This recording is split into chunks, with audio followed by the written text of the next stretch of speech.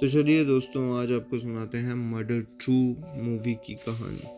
कहानी गोवा के एक बदनाम रेड लाइट एरिया से शुरू होती है, जहां कई कॉल गर्ल्स अपने ग्राहकों को रिझा रही हैं। इन्हीं के बीच ज्योति याना गुप्ता को एक रहस्यमयी शख्स उसे घर ले आता है। अपने उस रहस्यमय खरीदार के सामने वह एक उत्तेजक डांस करती है, जो खरीदार याना के डांस को खत्म करने के बाद अपना ऑडियो टेप रिकॉर्डर चालू करता है और सोनिया पर हमला करके बेरहमी से उसका कत्ल कर देता है। दूसरी ओर कब्रिस्तान में अर्जुन भागवत, जो कि इमरान हाशमी है, अपनी मां की कब्र पर उसकी बरसी मनाने के लिए फूल लेकर पहुंचा है। कब्रिस्तान का ही एक स्वीपर उसे क्रिसमस और नए साल की विश करता है और इस बात को कोसता है कि लोग तो जिंदा इंसानों की फिक्र तक नहीं करते, अब तो मरे हुए लोगों की कब्र की इज्जत नहीं करते।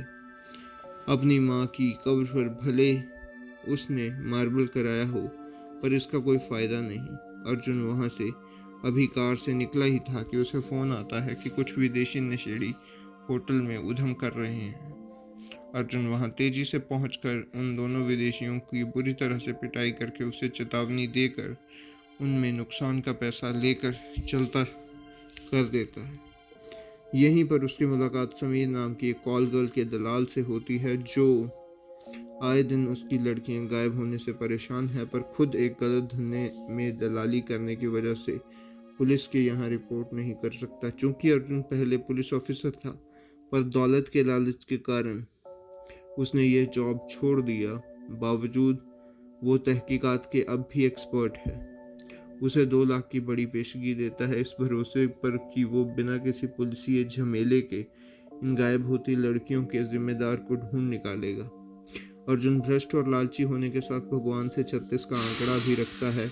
बावजूद वो किसी भी मिलने वाली बड़ी रकम चर्च में अनाथालय के लिए जमा करता है, और वो इसलिए भी भगवान ने भले उसका बुरे दिन में साथ न दिया हो और औरों के बच्चों के साथ वैसा सलूक ना हो।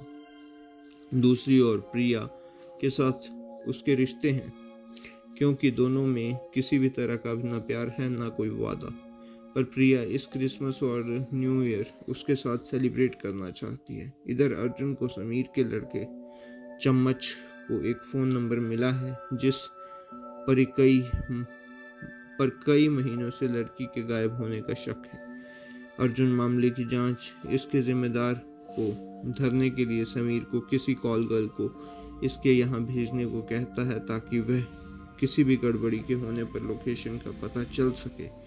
इस पर खुश होते हुए समीर उसे क्रिसमस का गिफ्ट देकर उसे कुछ और रकम देता है। दोपहर तक उसी शख्स का कॉल समीर को मिलता।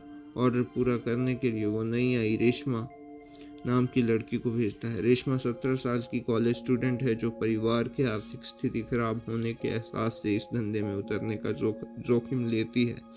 अपनी मां से बात छुपाने के बाद उसकी वार्डन झूमा विश्वास को बात मालूम हो जाती है। वहीं अर्जुन जब बच्चों को सेंटा क्लाउज के संग खेलते हुए पाता है, तो उसे अपने अकेलेपन का एहसास होता है और वो प्रिया के पास चला जाता है। तो दोस्तों, आगे की जो स्टोरी है वो आप देख सकते हैं। ये स्टोरी ऐसे है ना कि आपको इमोशनल कर देगी, क्योंकि इसमें एक साइकोपैथ है और वो बहुत ही खतरनाक दिखाया हुआ है। तो दोस्तों, ये था मेरा रिव्यू, आप खुद देख लीजिए। ये था मेरा रिव्यू। मैं मिलता हूँ आपको किसी और मूवी के रिव्यू के साथ। तब तक के लिए बाय बाय।